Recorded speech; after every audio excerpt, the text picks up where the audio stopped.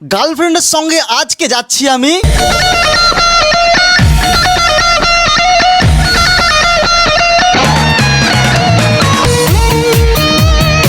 তো আমার ইউটিউব স্টুডিওর জন্য কি কি লাইট নিয়েছি সেগুলো দেখাবো। আর শুরু থেকে শুরু করি, এখন আসলাম কলকাতায় ইজরা স্ট্রিটে। আমার ইউটিউব স্টুডিওর জন্য যেতে হবে কলকাতার ইজরা স্ট্রিট মার্কেট নানা রকমের লাইট কেনার জন্য।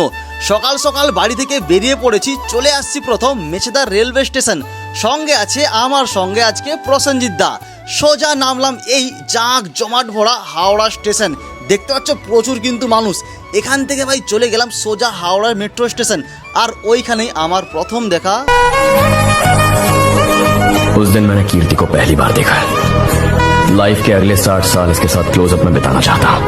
কিন্তু মেট্রোতে ওঠার পর এত বেশি ভিড়, ভালোবাসা এত ভিড়ে ভাই কোথায় হারিয়ে গেল মনে হচ্ছে।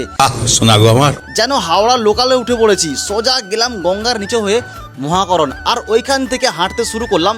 খেলাম কাকার হাতের এক ভাঁড় পেট ঠান্ডা লস্যি, মাথা একটু কুল হলো। তারপর খুঁজলাম অলিতে গলিতে লাইট।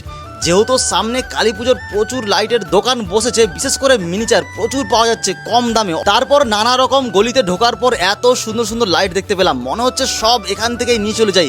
কিন্তু কি আর করবো ভাই, পকেটে কিন্তু টাকা যে নাই। আর এখান থেকেই মন পছন্দ কিছু লাইট আমি কিনে নিলাম।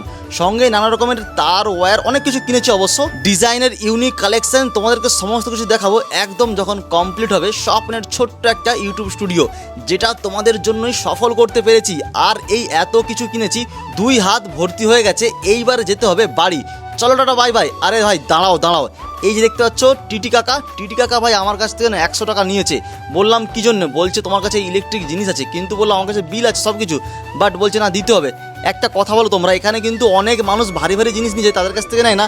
বাট আমার মুখটাই মনে হচ্ছে ভাই খারাপ, তাই জন্য আমার কাছ থেকে 100 টাকা ভাই কেটেছে। কি দুঃখ ভাই, কি আর করা যাবে।